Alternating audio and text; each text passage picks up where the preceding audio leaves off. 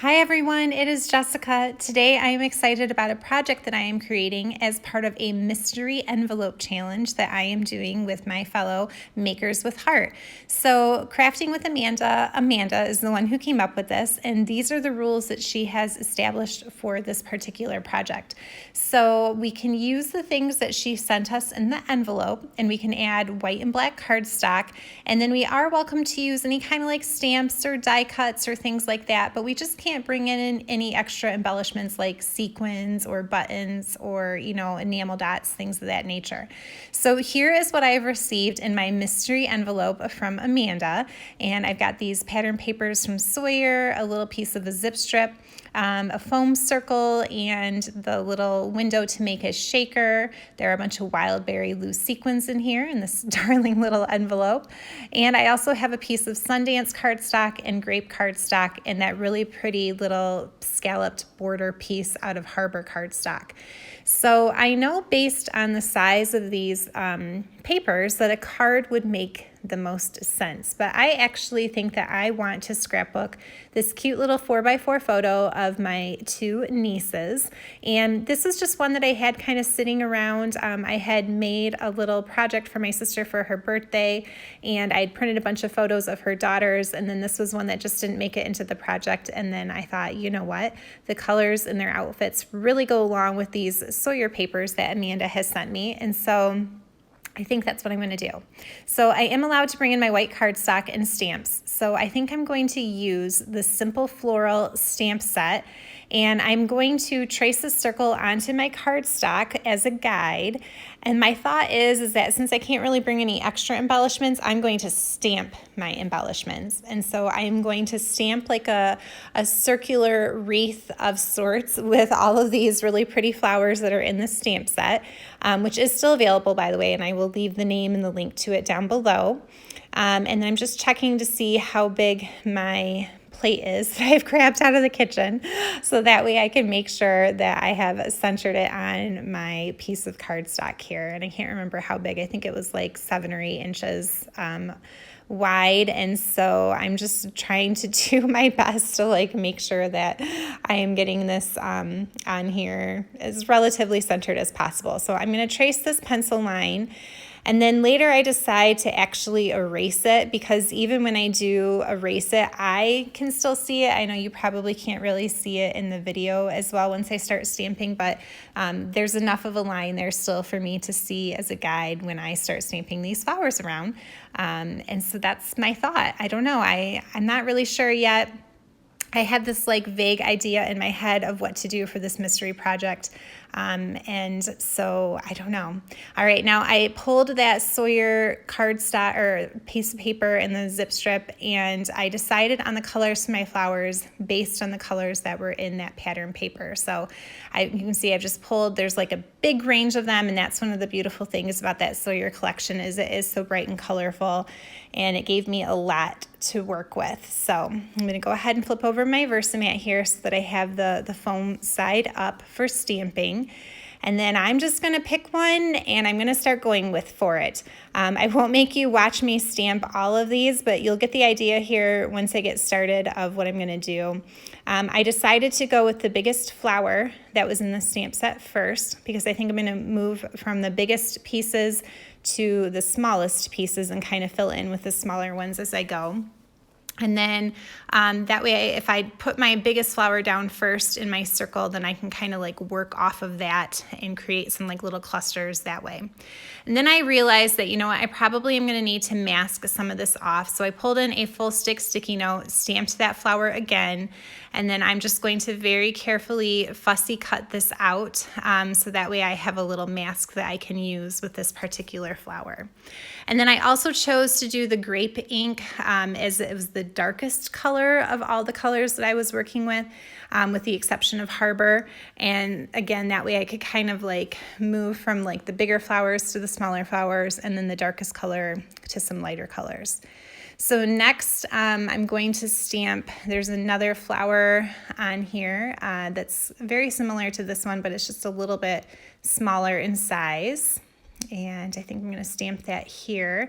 And I don't want all of these to be too matchy-matchy, like where I'm stamping around in the circle, but I am trying to keep some things like coordinating, you know. So I want to make sure that I have my colors evenly spread out, and as I fill in more and more, I will definitely kind of like mix up how I am stamping each of the flowers. I'll end up kind of coming back and forth to different colors and different stamps as I go around in my circle. And so then while I have that mask down on that big flower, I decided, you know what, I better put some leaves down, otherwise I'm going to have to put that mask right back down again later. And there isn't really a green in this color in this paper collection, and so there is mint, which is really pretty, and so I'm going to have some mint leaves, and I love the way that that looks. Whenever I do stamp leaves for my flowers and use kind of an unusual color, I always love the way that it turns out, and so that is one of my favorite things to do. So I'm going to go for mint leaves here, and just like I said, while I have that mask handy, I'm going to kind of go around and stamp some of those. And now I'm coming in with peach, and there is this one stamp on there that has a cluster of 3 flowers, so that's going to be really easy to fill in my circle as I go through and do 3 at once. And again, just kind of spreading things out. Later, it doesn't really matter what I have stamped down there in that bottom left corner, because that is going to be where I end up putting my photo. But you can see here, I filled in a whole bunch more using wisteria and lemonade, and then also a couple of those sprigs in the harbor color. Although the little sprig stamp set was going in a specific direction, and so I didn't use that one as much as I wanted. So now I just grabbed a smaller stamp, flower stamp off of that set, and I'm just kind of filling in some more of that harbor color with that small flower, because I really loved the way that that dark harbor looked, especially with that purple, that grape. I don't know, I just thought that the colors in this were so pretty. I really, once I got going on this project, I was so happy with it, and I really loved it, and I thought it was so pretty. And the thing is that it was easy. Like, it was literally a piece of paper and then just a stamp set, you know, and I'm just kind of coming in with different colors, and it just ended up being this really pretty floral pattern. I don't know, it was a lot of fun to create and so easy to do. I did also, there is a coordinating thin cut set that goes with the stamp set, and I did cut out a bunch of the flowers that match these ones, and I had kind of thought about maybe stamping them and then popping a couple of them up over top of where I've stamped them down on my paper, but I end up not doing that because I just like the way that this looks, and it turned out so pretty, and so yeah, but that was another idea that I did have that I didn't end up going with. All right, so now I want to turn to the things that were actually in my envelope, because I haven't actually used any of them other than, you know, being inspired by my color choices. And I do it, like I said, I have this 4x4 photo, which is really 4 photos in one. It was like a collage that my sister had created and that I had printed. But none of the pieces that I have actually are big enough to mat it. And so I'm thinking, it took me a while to kind of like think about this one and figure out what I was going to do. I did think about maybe cutting my photos apart and just having those little 2x2 photos and like spreading them around the wreath, and that could have been cool too. But what I decided to do is that since I didn't have a piece big enough to mat all the way behind it, I'm going to do a half and half. So I'm going to use that pattern piece, that mint pattern piece behind the top half, and then I'm going to put this grape cardstock behind the bottom half. And so it kind of mimics the way that that photo is set up, because it's got the 2 on top and the 2 on bottom, and it just kind of helps to show that division. And then that way I could create my own piece of cardstock that ended up being, I don't know, about 4 1/4 by 4 1/4 ish. Normally I like to really measure things, and this one I was just kind of, you know, cutting and making things work. So I've trimmed that up, and I am in love with this little scallop border that Amanda sent us in our mystery envelope. It's cut out of Harbor cardstock, and I think that I want to put it poking out behind my photo. Now you can see what I did here. I totally messed up. I was concentrating so hard on this project that I kind of like wasn't even actually thinking about what I was doing, and I was like, you moron, it's got to poke out the other way. Like, I just glued it to the back of my photo. Like I said, my mind was like going so fast this entire entire time I was creating this layout. Like, okay, what else can I do? What else can I do? How can I pull this project together with just these pieces? What else can I do to pull the things in that she sent us in the envelope? Yeah, I kind of had one of those like silly moments where I didn't even realize what I was doing. But I think that that looks really pretty. Like I said, I love that little scallop punch out that she sent us. Okay, and so I want to bring in some more of those pieces that she brought us, and so I'm getting nervous because I have an idea. I think I might tear two sides of the paper, and then I'm going to back it with the leftover pattern piece that I have. And I got, like I said, really nervous because I thought I just did all of that stamping, and if this doesn't work out, I have to start all over again. But it does end up working out. So I'm just going to pull that other piece of pattern paper that she had given us in the envelope. And then I'm going to, like I said, I'm just going to tear two spots. So I think I'm going to do another one up here in the top left. And then that way between those two torn spots and then where the photo goes in that floral cluster circle, it ends up making like the 3 points of your visual triangle. And so that was why I picked the places that I did. And then off camera, I will just adhere those little pieces of pattern paper to the back side so that it looks like it's matted in all of that. Okay, and so like I said, there were a lot of times where as I was working on this, I would be on a roll and like really focused, and then I would kind of sit and stare and be like, now what, now what? And I just felt like I needed to do more to bring in the things that she had sent us. So I'm dumping out these sequins and kind of looking at them, and they are so pretty. I do have some of those in my stash as well, but then I decided that the colors didn't really work very well with the colors that I had going with my flowers. So I end up not using the sequins. But I did decide to bring in my gilt spray from Dina Wakley. And I'm just going to tap it around and add some gold splatters. We are allowed to do this, so we could use like shimmer brushes or gloss sprays or obviously stamps and inks and things like that. We just couldn't bring in extra embellishments like sequins or buttons or enamel dots or stickers or things like that. So these sorts of additions were allowed as part of this challenge. And so I thought that was an easy way just to bring in one extra little element here. And so now I'm ready to figure out my title. Now this stamp set is called Counting My Blessings, and it is available still. And there's this really pretty scripted flourish on there. And I think I'm going to stamp that up and put it in the center of my wreath here. And I'm just using some Harbor ink. I'm sorry, I wanted to make sure after all of this work that I had it on straight and didn't mess everything up. So I apologize for sticking my head in the way. But I'm going to leave it on there for a second to make sure that the ink soaks in. Whew, worked out. I was a little nervous there.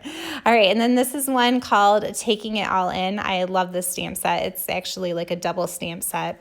And there are, let's see, a couple journal lines on there. And so I think I'm going to have those kind of coming out from behind where my photo will be. And I'm going to stamp that in grape ink because why not, right? I thought that would be more fun than using black. So just another way, since obviously I'll be doing some journaling with a black pen, I thought it would be kind of fun to add a little bit more purple in there. And then I'm going to take a look at that stamp set again because there are so many different things on there and see if there's anything else that I can use. And I think I end up pulling a butterfly off of one of them. Actually, I think it's the butterfly off of the Counting My Blessings stamp set. It is. It's this one right here. There's a tiny little solid butterfly. And I'm going to add just a few more pops of Harbor around this circle here and just kind of put some butterflies because, there are flowers. Why not have some butterflies as well? And I'm just, like I said, kind of putting it around. I'm going to put one down here next to that photo and then one over to the side. I almost stopped there, but then I'm like, I need a little bit more. So yeah, I mean, other than like the thinking that had to go into this layout, it was really very fast and simple to do. It was just the parts where I had to kind of stop and contemplate. That was the part that took the longest time. But I had so much fun doing this challenge. It was a challenge. I just had these very limited things in the envelope to work with.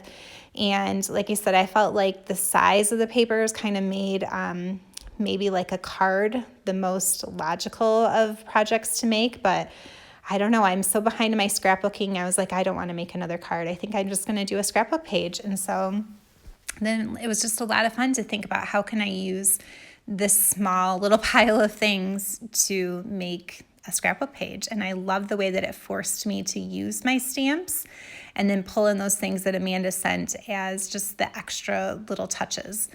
All right, and so again, off that Counting My Blessings stamp set is a little tiny stamp that says Counting My Blessings, and then there's another one that says this moment, or no, it says, does it say this moment right here?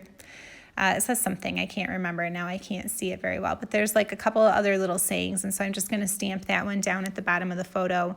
And then I did put some foam tape on the back of this whole like photo cluster, and so I'm going to pull the backings off of that. And I used the foam that came in that circle foam shaker thing that Amanda sent us. So I thought, okay, there we go. I'm using some more things that came in the envelope. I felt bad for not using the sequins or the shaker window, and I didn't use the zip strip, but other than, kind of having the colors. And I didn't use that Sundance piece of cardstock. But otherwise, I did use, for the most part, the things that came in the envelope. I had the pattern papers and that cute little punch-out, border punch-out. And yeah, so that was it. I really enjoyed. I have not seen what the other ladies have made. We are all keeping it a secret from each other until the day that this video goes live. And so I'm so excited to see what everybody else created with this same set of, things to work with. And that was the idea behind the mystery challenge. And so we're going to do this each month until we've all had a turn. So make sure that you come back next month to see what the Makers with Heart do with the next envelope of mystery items. All right, guys, thanks so much for watching and happy crafting.